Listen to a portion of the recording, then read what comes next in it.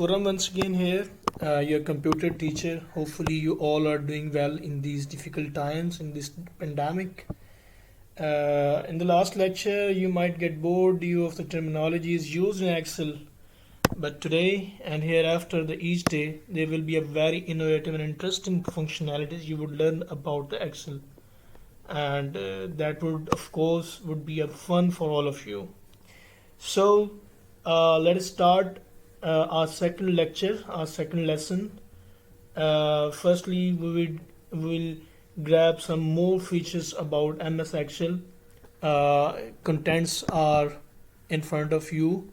You can observe. We will learn about the difference between a workbook and a worksheet. So, a workbook is just like a physical book comprising many pages, where on each page you can write, edit the text or contents. And same is the case with Excel workbook. You can see here. You can see in the MS Excel workbook, it contains number of worksheets. Here you can see it's sheet number 1. You can add sheet 2, 3, and up to so on. There are many number of sheets in a MS Excel workbook. On each worksheet, you can edit your text, as if you want to write some text on sheet 1 and then you want to write some text on sheet 2, and there are the same procedure you can use on all of the sheets. You can add some other sheets. An interesting question might be arise in your minds, that how many number of sheets a workbook can contain. So I am letting you some time to guess. Think about it, and later in the lecture I will tell you the answer to match with your guess, that how many sheets can be in a workbook in MS Excel. So in the next topics, we will learn about how to select a cell, editing cell content and deleting cell content. Once again हम यहाँ पर MS Excel sheet में आ जाते हैं. ये देखें, जिस cell को मैं यहाँ पर हाईलाइट करता हूँ या क्लिक करता हूँ, तो हम इस सेल को याद रखें एक्टिव सेल बोला करते हैं. और लास्ट लेक्चर में हम ये बात कर चुके थे कि जिस सेल को मैं हाईलाइट किया करूँगा उसका एड्रेस नेम बॉक्स में आ जाया करेगा. जैसे कि ये देखें, ये डी कॉलम है और ये रो नंबर 4 है, और यहाँ पर ये इंटरसेक्ट कर रहे हैं. इस हाईलाइटेड सेल को मैं एक्टिव सेल कहता हूँ और इसका एड्रेस D4 है. So let us right something in this cell,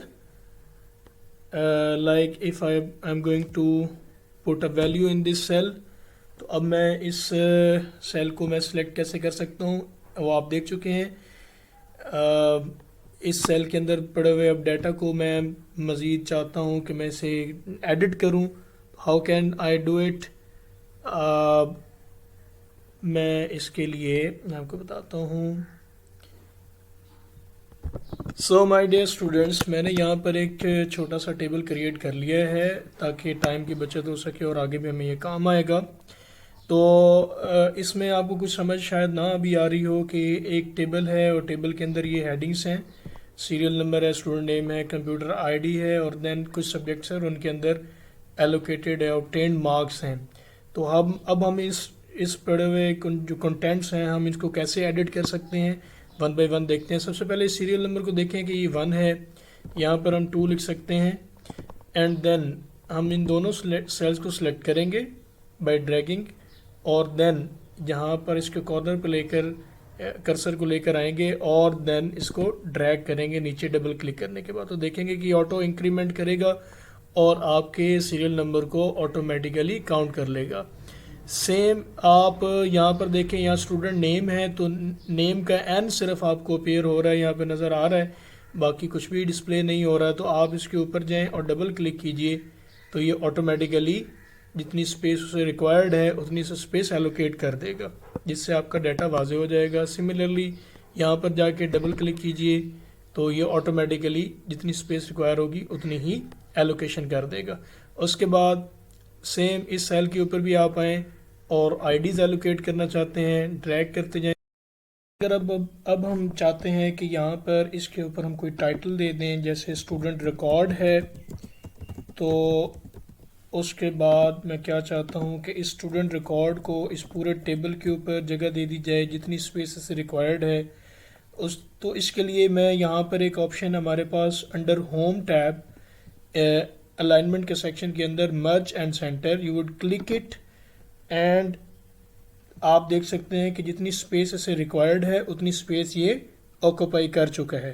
similarly ہم اس اسٹوڈنٹ ریکارڈ کے جو سیل ہے جس کو ہم نے مرج کیا ہے، اس کے سائز کو انکریز کر سکتے ہیں. ہوم ٹیب کے اندر ہی فونٹ کے سیکشن کے اندر اپنی ریکوائرمنٹ کے مطابق ہم اس کے سیل کو انکریز کر سکتے ہیں، اور اگر آپ جانتے ہیں کہ کنٹرول بی پریس کریں گے تو یہ بولڈ ہو جائے گا. تو یہ کچھ تھا سیل ایڈیٹنگ کے حوالے سے. تو انشاءاللہ نیکسٹ لیکچرز میں بھی ہم سیل ایڈیٹنگ کے بارے میں تھوڑا سا پڑھتے رہیں گے.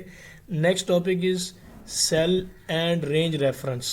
Cell and range reference. Cell reference آپ پہلے ہی اس کو اسٹڈی کر چکے ہیں. It's just a name.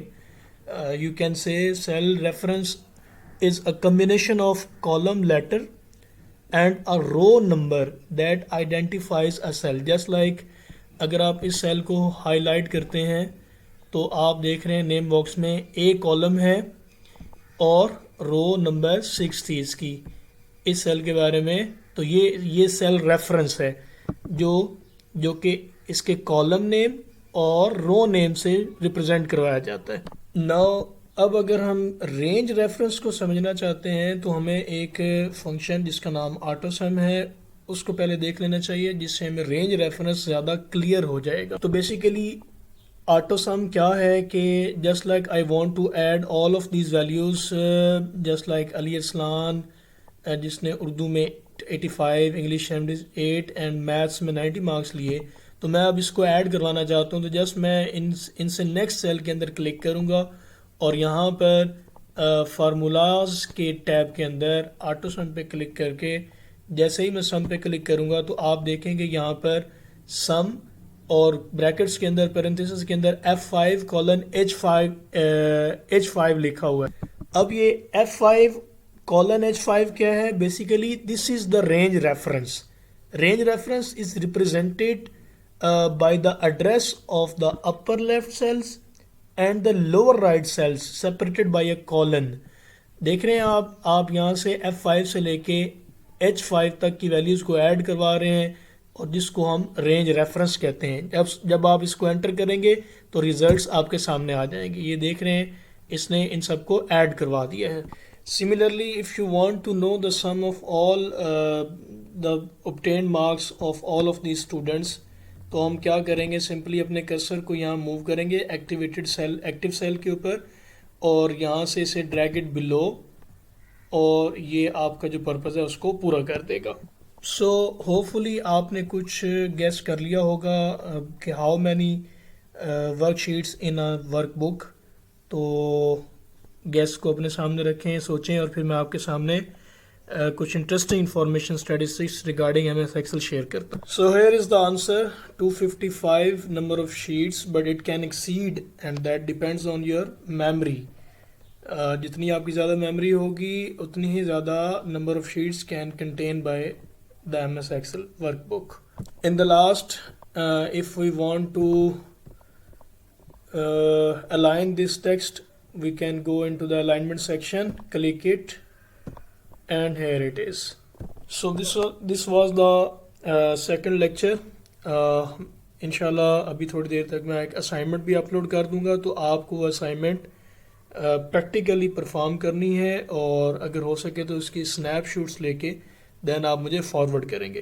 Thank you so مچ. آپ یہ لیکچر یوٹیوب سے بھی ڈاؤن لوڈ کر سکتے ہیں، میں لنک چھوڑ دوں گا وہاں پر. اور if there is any query then please feel free to ask. Thank you so much.